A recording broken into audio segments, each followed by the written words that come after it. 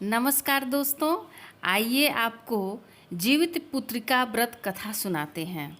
नर और नारायण को सरस्वती देवी तथा वेद व्यास जी को प्रणाम कर जय अर्थात शास्त्र पुराण कहें।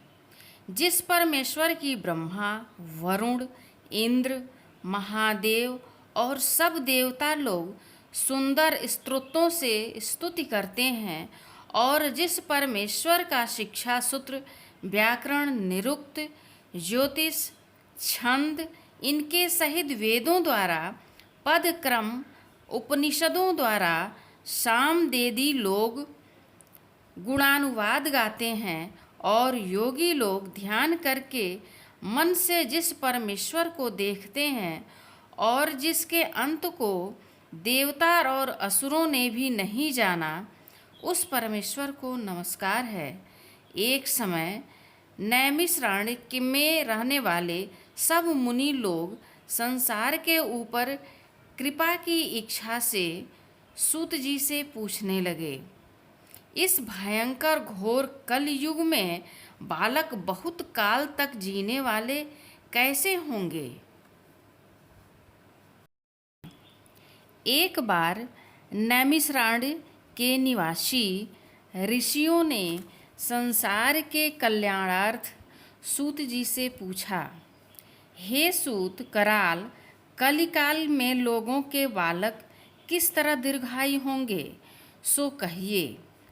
सूत जी बोले, जब द्वापर का अंत और कलयुग का आरंभ था, उसी समय बहुत सी शोकाकुल स्त्रियों ने आपस में सलाह की कि क्या इस कली में माता के जीवित रहते हुए पुत्र मर जाएंगे। जब वे आपस में कुछ निर्णय नहीं कर सकीं, तब गौतमी जी के पास पूछने के लिए गईं। जब उनके पास पहुंची तो उस समय गौतमी जी आनंद के साथ बैठे थे। उनके सामने जाकर उन्होंने मस्तक झुकाकर प्रणाम किया। तदंतर स्त्रियों ने पूछा, हे प्रभु, इस कलयुग में लोगों के पुत्र किस तरह जीवित रहेंगे। इसके लिए कोई व्रत या तप हो तो कृपा करके बताइए। इस तरह उनकी बात सुनकर गौतमी जी बोले, आपसे मैं वही बात कहूँगा जो मैंने पहले से सुन रखा है। गौतम जी ने कहा, जब महाभारत युद्ध का अंत हो गया और द्रोण पुत्र अश्वत्थामा के द्वारा अपने बेटे को मरा देखकर सब पांडव बड़ी दुखी हुए, तो पुत्र के शोक से शोकाकुल होकर द्रौपदी अपनी सखियों के साथ ब्राह्मण श्रेष्ठ धौम्य के पास गईं और उसने धौम्य से कहा, हे विपेंद्र, कौन सा उपाय करने से बच्चे दीर्घायु हो सकते हैं। कृपा करके ठीक ठीक से बताइए, ठीक ठीक से कहिए। धौम्य बोले, सतयुग में सत्य वचन बोलने वाला, सत्याचरण करने वाला, समदर्शी जीमूत वाहन नामक एक राजा था। एक बार वह अपनी स्त्री के साथ अपनी ससुराल गया और वहीं रहने लगा। एक दिन आधी रात के समय पुत्र के शोक से व्याकुल हो कोई स्त्री रोने लगी, क्योंकि वह अपने बेटे के दर्शन से निराश हो चुकी थी। उसका पुत्र मर चुका था। वह रोती हुई कहती थी, हाय, मुझ बूढ़ी माता के सामने मेरा बेटा मरा जा रहा है। उसका रुदन सुनकर राजा जीमूतवाहन का तो मानो हृदय विदीर्ण हो गया। वह तत्काल उस स्त्री के पास गए और उससे पूछे, तुम्हारा बेटा कैसे मरा। बूढ़ी औरत ने कहा, गरुड़ प्रतिदिन आकर गांव के लड़कों को खा जाते हैं। इस पर दयालु राजा ने कहा, माता, अब तुम रो मत, आनंद से बैठो, मैं तुम्हारे बच्चे को बचाने का प्रयत्न करता हूँ। ऐसा कहकर राजा उस स्थान पर गए जहाँ गरुड़ आकर प्रतिदिन मांस खाया करते थे। उसी समय गरुड़ भी उस समय उन पर टूट पड़ा और मांस खाने लगा। जब अतिशय तेजस्वी गरुड़ ने राजा का बायां अंग खा लिया तो झटपट राजा ने अपना दाहिना अंग फेर कर गरुड़ के सामने कर दिए। यह देखकर गरुड़ जी ने कहा, तुम कोई देवता हो? कौन हो? तुम मनुष्य तो नहीं जान पड़ते हो। अच्छा, अपना जन्म और कुल बताओ। पीड़ा से व्याकुल मनाले राजा ने कहा, पीड़ा से व्यथित मन वाले राजा ने कहा, हे पक्षीराज, इस तरह के प्रश्न करना व्यर्थ है। तुम अपनी इच्छा भर मेरा मांस खाओ। यह सुनकर गरुड़ रुक गए और बड़े आदर से राजा के जन्म और कुल की बात पूछने लगे। राजा ने कहा, मेरी माता का नाम है शैब्या और मेरे पिता का नाम शालिवाहन है। सूर्यवंश में मेरा जन्म हुआ है और जिमुतवाहन मेरा नाम है। राजा की दयालुता देखकर गरुड़ ने कहा, हे महाभाग, तुम्हारे मन में जो अभिलाषा हो पर मांगे। राजा ने कहा, हे पक्षीराज, यदि आप मुझे वर दे रहे हैं तो वर दीजिए कि अपने अब तक जिन प्राणियों को खाया है वे सब जीवित हो जाएं। हे स्वामी, अब से आप यहाँ बालकों को न खाएं और कोई ऐसा उपाय करें कि जहाँ जो उत्पन्न हुए लोग बहुत दिनों तक जीवित रहें। धौम्य ने कहा कि पक्षीराज गरुड़ राजा को वरदान देकर स्वयं अमृत के लिए नागलोक चले गए। वहाँ से अमृत लाकर उन्होंने उन मरे मनुष्यों की हड्डियों पर वर्षाया। ऐसा करने से सब लोग जीवित हो गए जिनको कि पहले गरुड़ ने खाया था। राजा ने त्याग और गरुड़ की कृपा से वहाँ वालों का बहुत कष्ट दूर हो गया। उस समय राजा के शरीर की शोभा दूनी हो गई थी। वे बहुत ही सुंदर लग रहे थे। राजा की दयालुता देखकर गरुड़ ने फिर से कहा, मैं संसार के कल्याणार्थ एक और वरदान दूंगा।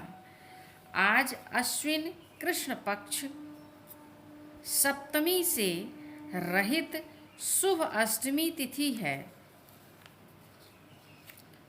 आज ही तुमने यहाँ की प्रजा को जीवन दान दिया है। हे वत्स, अब से यह दिन ब्रह्म भाव हो गया, जो मूर्ति भेद से विविध नामों से विख्यात है। वही त्रैलोक्य से पूजित दुर्गा अमृत प्राप्त करने के अर्थ में जीवित पुत्रिका कहलाई है। सो इस तिथि को जो स्त्रियां उस जीवित पुत्रिका की ओर कुश की आकृति बनाकर तुम्हारी पूजा करेंगी तो दिनों दिन उनका सौभाग्य बढ़ेगा और वंश की भी बढ़ती होती रहेगी। हे महाभाग, इस विषय में विचार करने की भी आवश्यकता नहीं है।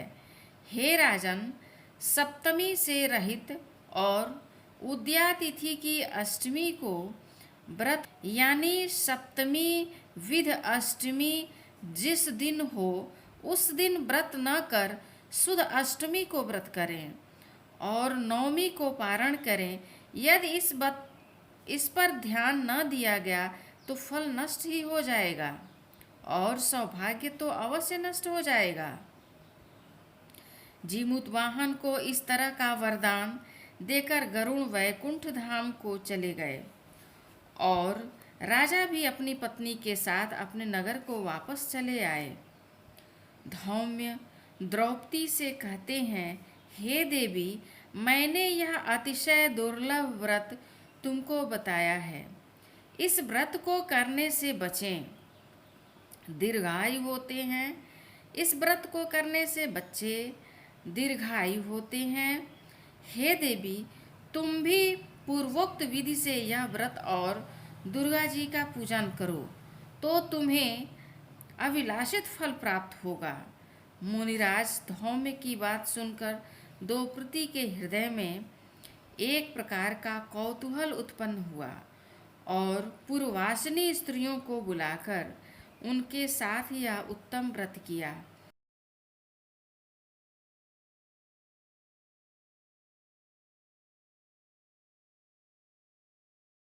गौतम ने कहा, यह व्रत और इसके प्रभाव को किसी एक चिल्ह ने सुन लिया और अपनी सखी सियारिन को बतलाया। इसके बाद पीपल वृक्ष की शाखा पर बैठकर उस चिल्ह ने और उस वृक्ष के खोते में बैठकर सियारिन ने भी व्रत किया। फिर वही चिल्ह किसी उत्तम ब्राह्मण के मुंह से यह कथा सुन आई और पीपल के खोते में बैठी हुई अपनी सखी को सुनाया। सियारिन ने आधी कथा सुनी थी कि उसे भूख लग गई और उसी समय शव से भरे शमशान में पहुंची। वहां उसने इच्छा भर मांस का भोजन किया और जो चिल्ह थी, जिसे चिल्हो कहते हैं, बिना कुछ खाए पिए रह गई और सवेरा हो गया। सवेरे वह गौशाले में गई और वहां गौ का दूध पिया। इस तरह नवमी को उसने पारण किया। कुछ दिनों बाद वे दोनों मर गईं और अयोध्या में किसी धनी व्यापारी के घर में जन्मी। संयोग से उन दोनों का जन्म एक ही घर में हुआ, जिसमें सियारिन ज्येष्ठ हुई और चिल्हो छोटी हुई। वे दोनों सभी शुभ लक्षणों से युक्त थीं। इसलिए बड़ी लड़की काशीराज के और छोटी उनके मंत्री के साथ ग्राहपत्य अग्नि के सामने विधिपूर्वक ब्याही गईं। पूर्व जन्म के कर्म फल से वह मृगनयनी रानी हुई। जिस किसी भी संतान को उत्पन्न करती वह मर जाता था और पूर्व जन्म की बातों को स्मरण करने वाली मंत्री की पत्नी अष्ट वसुओं के सदृश तेजस्वी 8 बेटे उत्पन्न किए और सभी जीवित रह गए।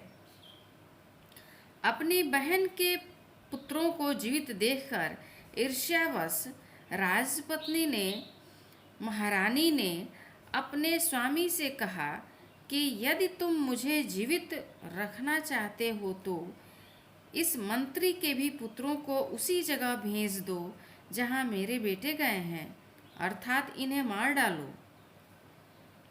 यह सुनकर राजा ने उस मंत्री के पुत्रों को मारने के लिए कई प्रकार के उद्योग षड्यंत्र किए, पर मंत्री पत्नी के जीवित पुत्रिका के पुण्य फल से बचा लिया। एक दिन राजा ने अपने आदमियों से उन पुत्रों का सिर कटवाकर पिटारी में रखवाया और वह पिटारी उनकी माता के पास भेज दिया, किंतु वे 8 सिर बेशकीमती जवाहरात हो गए और भले चंगे वे 8 लड़के अपनी माता के पास चले गए।